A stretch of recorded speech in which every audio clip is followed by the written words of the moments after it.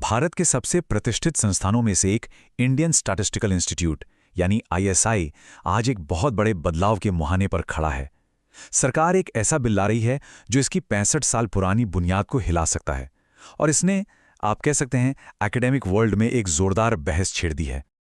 तो चलिए इस पूरे मामले को परत दर परत समझते हैं।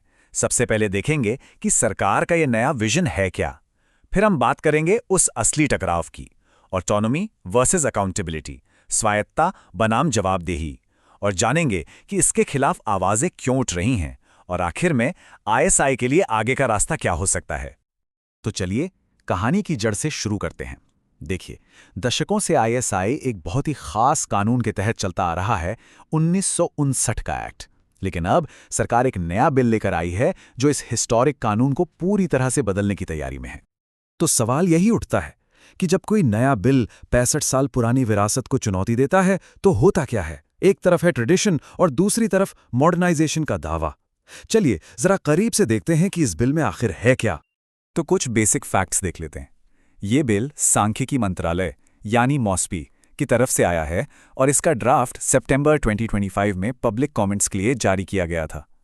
सरकार का कहना है कि इसका मकसद आईएसआई को आईआईटीज जैसे दूसरे बड़े इंस्टीट्यूट्स ऑफ नेशनल इंपॉर्टेंस के लेवल पर लाना है, और इसका आधार 2021 की माशेलकर कमेटी की रिपोर्ट। अच्छा, इस बिल के दिल में ना एक बहुत बड़ा कानूनी बदलाव है। प्रस्ताव यह है कि आईएसआई को एक सांविधिक निगमित निकाय या स्टैट्यूटरी बॉडी कॉर्पोरेट बनाया जाए। अब इसका सीधा सीधा मतलब यह है कि ये संसद के एक एक्ट के तहत आएगा और इसका कंट्रोल सीधे केंद्र सरकार के हाथ में होगा। तो ये बदलाव असल में दिखता कैसा है? देखिए, अभी तक आईएसआई पश्चिम बंगाल में एक रजिस्टर्ड सोसाइटी की तरह काम करता था, लेकिन ये नया बिल इसे सीधे केंद्र सरकार के अंडर एक स्टैट्यूटरी बॉडी बना देगा, और यही वो फंडामेंटल चेंज है जो सारी बहस की जड़ है।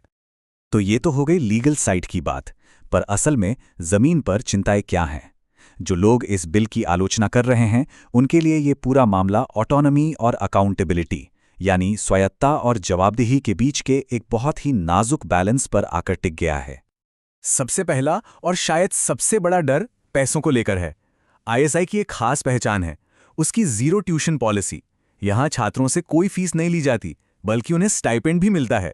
अब डर यह है कि ये नया बिल स्टूडेंट फीस की समीक्षा करने और कमर्शलाइजेशन का रास्ता खोल सकता है। इससे ये यूनिक और एक्सेसिबल मॉडल खतरे में पड़ सकता है। दूसरा बड़ा मुद्दा है पावर स्ट्रक्चर का। अभी जो गवर्निंग काउंसिल है उसमें 33 सदस्य हैं, जिसमें चुने हुए फैकल्टी रिप्रेजेंटेटिव्स भी शामिल होते हैं।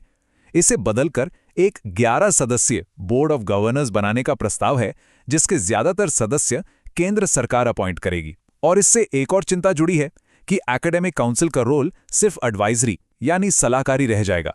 ये सीधे सीधे एकेडमिक फ्रीडम पर एक बड़ा सवाल खड़ा करता है।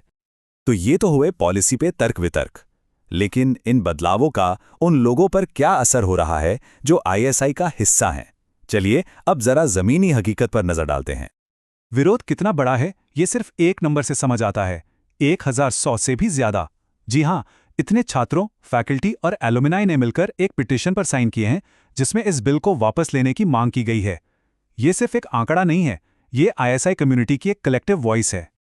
और ये विरोध सिर्फ कागजों तक सीमित नहीं है। 18 नवंबर को तो खुद आईएसआई की सबसे बड़ी बॉडी आईएसआई सोसाइटी ने इस बिल के खिलाफ एक रेजोल्यूशन पास कर दिया, और इसके ठीक बाद 28 नवंबर को एक ह्यूमन चेन प्रोटेस्ट की भी योजना बनाई गई। इससे साफ है कि ये विरोध ऑर्गेनाइज्ड है और लगातार बढ़ रहा है। तो प्रदर्शनकारियों की मुख्य मांग क्या है? उनकी बात को हम एक लाइन में समझ सकते हैं। मांग ये नहीं है कि कोई बदलाव न हो, बल्कि बदलाव का तरीका अलग हो।